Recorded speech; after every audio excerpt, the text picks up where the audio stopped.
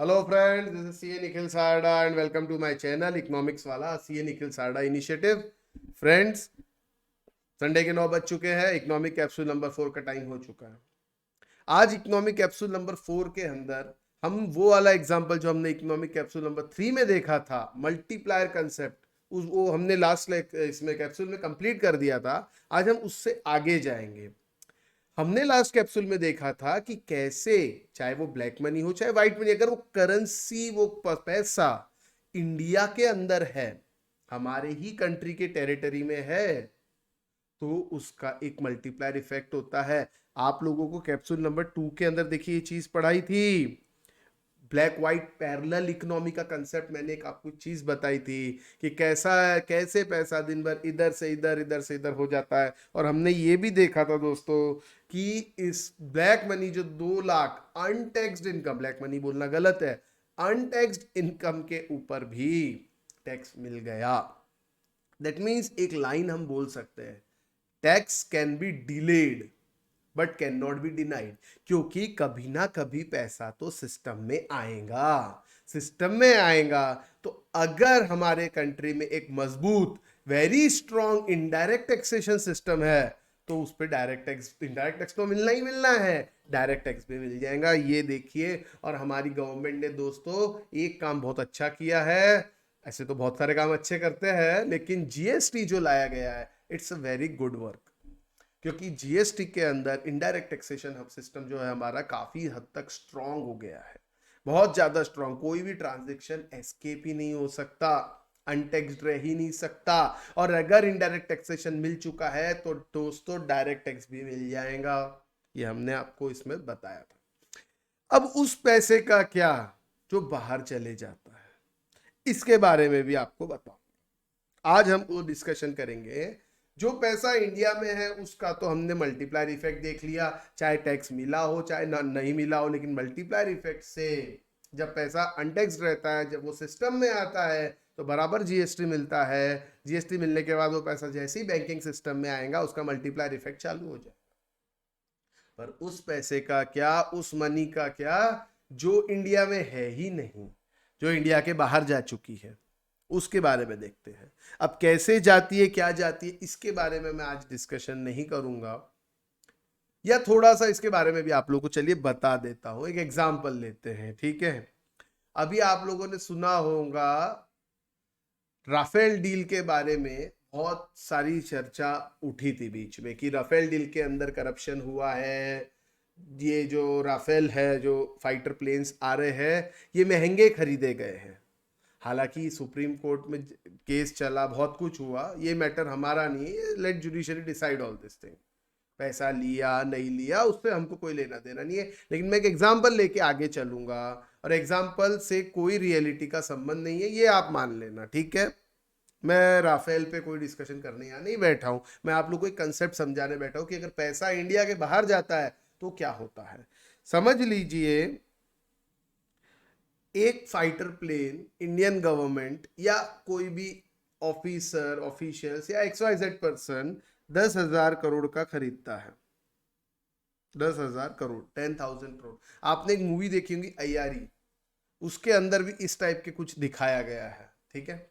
Arms deal के बारे में खैर ज्यादा डिटेल में हम डिस्कशन नहीं करेंगे, पब्लिक फोरम है, ठीक है. 10,000 करोड़ का एक फाइटर प्लेन आता है, ठीक है, 1 प्लेन कॉस्ट.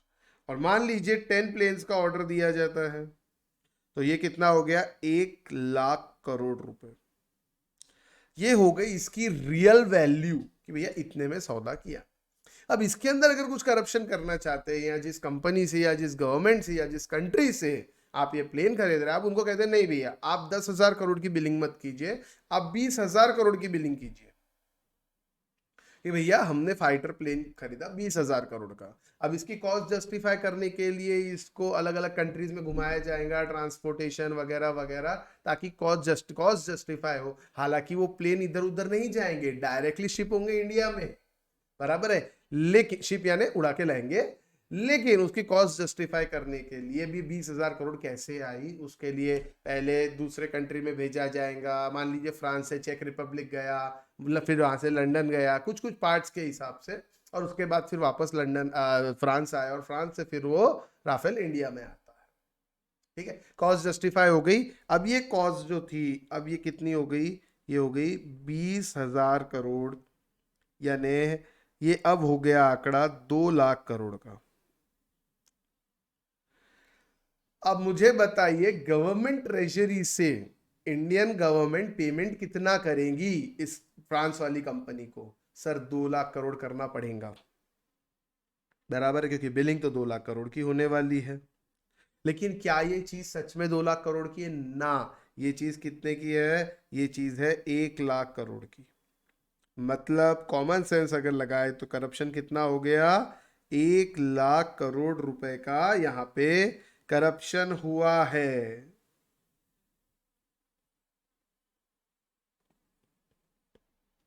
1 लाख करोड़ का करप्शन। अब समझ लेना बात, ये जो इंडिया से एक्स्ट्रा जाने 1 लाख करोड़ चाहिए थे, गए कितने हैं? 2 लाख करोड़ गए हैं। एक्स्ट्रा कितना चला गया? 1 लाख करोड़ करेंसी हमारे कंट्री के बाहर चली गई, क्योंकि हमने तो फ्रांस को पेमेंट कर दिया। अब ये पैसा वापस इंडिया थोड़ी आने वाला है। ये वही आप जो कहते हैं ना स्विस अकाउंट में पैसा जमा, ये वहीं से देखिए करेंसी पैसा इंडिया के बाहर चला गया, लेकिन पैसा किसका है? किसी इंडिया वाले का ही है। ऑब्वियसली फ्रांस वाले को 1 लाख करोड़ दान तो देने से रहे, बराबर है ना, किसी इंडिया वाले का पैसा है। लेकिन ये इंडिया वाले का पैसा, ये ब्लैक मनी, ये यहाँ जमा नहीं है, हमारे कंट्री के टेरिटरी में नहीं है। हो सकता है कोई रूट से बाद में हवाला वगैरह से बाद में वापस आए या ना भी आए, वापस आएंगी तो ट्रेस हो जाएंगी, पता चल जाएगा।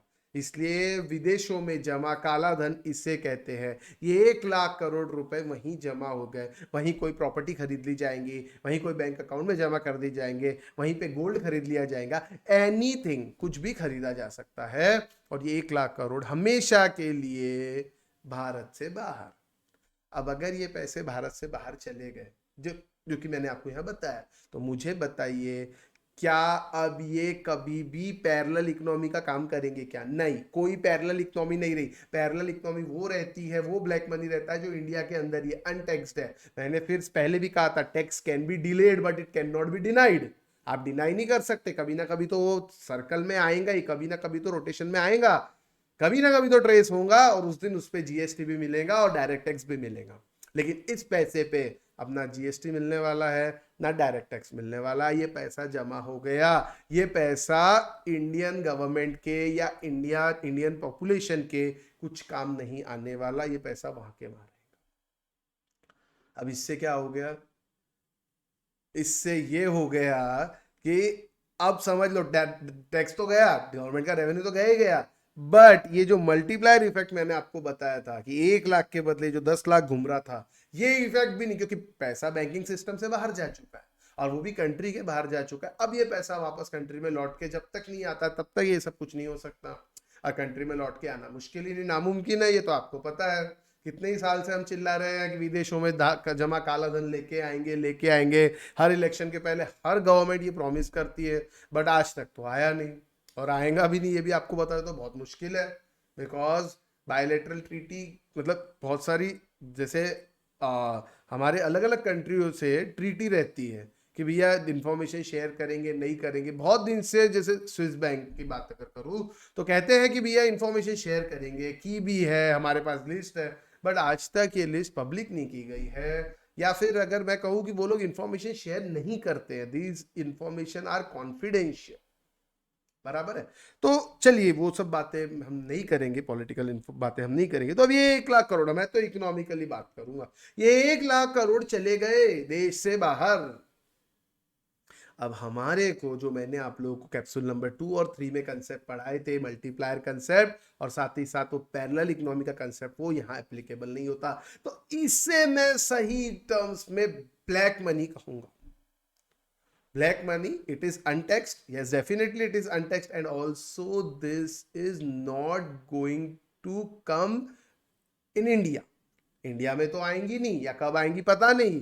और साथ ही साथ हमारी कंट्री के इकोनॉमिक डेवलपमेंट, इकोनॉमिक ग्रोथ में ये पैसा यूटिलाइज भी नहीं होने वाला, काम भी नहीं आने वाला, कुछ भी काम नहीं आएगा ये पैसा, बराबर है। तो इसे कहते हैं रियल टर्म्स में मैं कहूंगा इसे ब्लैक मनी, इसे मैं कहूंगा ब्लैक से लिखेंगे ना, ब्लैक मनी है तो ब्लैक से लिखते थे, चलिए इसे हम कहेंगे ब्लैक मनी। और दोस्तों जो इंडिया में ब्लैक मनी है वो अनटैक्स्ड इनकम, ब्लैक मनी मतलब क्या, इट इज अनटैक्स्ड इनकम, जिसपे टैक्स नहीं भरा, आपने छुपा के रखा। तो जो इंडिया के अंदर है वो रियल टर्म्स पे मैं कहूंगा ब्लैक इकोनॉमी नहीं है, ब्लैक मनी नहीं है दोस्तों। क्यों नहीं है? क्योंकि कभी ना कभी वो पैसा ट्रेस होगा, क्योंकि हमारे कंट्री में आज एक मजबूत इनडायरेक्ट टैक्सेशन सिस्टम है। हाँ, अगर इनडायरेक्ट टैक्सेशन सिस्टम हमारा मजबूत नहीं रहता है दोस्तों, तो जरूर आप कह सकते हैं कि पैसा ट्रेस नहीं होगा। लेकिन हमारा आज जीएसटी सिस्टम जो है अब काफी काफी स्ट्रांग है और बहुत स्ट्रांग होते जा रहा है। It is huge huge vast level पे हमारा जो टैक्सेशन सिस्टम है, जो नेटवर्किंग है इंडियन गवर्नमेंट की, एक से एक टेक्नोलॉजी का यूज करके इनडायरेक्ट टैक्सेशन सिस्टम को काफी हद तक स्ट्रांग कर दिया है और किया भी जा रहा है, काफी वर्क हो रहा है। तो इनडायरेक्ट टैक्सेशन सिस्टम स्ट्रांग होने से ये जो ब्लैक मनी है, ये जो अनटैक्स्ड इनकम है, ये कभी ना कभी ट्रेस्ड होंगी। लेकिन कब होंगी दोस्तों ट्रेस? जब वो कंट्री के अंदर होंगी। अगर कंट्री में नहीं है तो ट्रेस कैसे करेंगे आप उसको? विदेशों में जमा काला धन लाना बहुत मुश्किल है, मुश्किल नहीं नामुमकिन भी है। तो इसीलिए मैं जो कह रहा था आप लोगों को, आज मैंने वो कंसेप्ट कंप्लीट किया, जो पैरेलल इकोनॉमी का कंसेप्ट है। मेरे हिसाब से black money in India is not real, not black money in real terms. Nominal और रियल अलग होता है। नॉमिनल टर्म्स पे आप उसको बोल सकते हो ठीक है ब्लैक मनी है, अनटैक्स्ड है, बट रियल सेंस के अंदर वो ब्लैक मनी नहीं है दोस्तों। वो इसलिए ब्लैक मनी नहीं है क्योंकि वो कंट्री के लोगों के काम आता है, पैसा डेवलपमेंट में इनडायरेक्टली यूज हो रहा है, भले ही आपको दिख नहीं रहा लेकिन यूज तो हो रहा है। और साथ ही साथ कभी ना कभी, आज नहीं कल, 1 साल बाद, 2 साल बाद, वो कभी ना कभी सिस्टम में पैसा वापस आएगा। हाँ, सिस्टम से वापस जा भी सकता है, इसलिए कहता हूँ चलता रहता है दिन भर, इधर से इधर, इधर से इधर, बराबर है। तो इसे कहते हैं दोस्तों पैरेलल इकोनॉमी का कंसेप्ट। तो आज हम लोगों ने ब्लैक मनी का कंसेप्ट कंप्लीट किया। इकोनॉमिक कैप्सूल 5 के अंदर एक नए टॉपिक के साथ फिर से आएंगे। Till then, bye.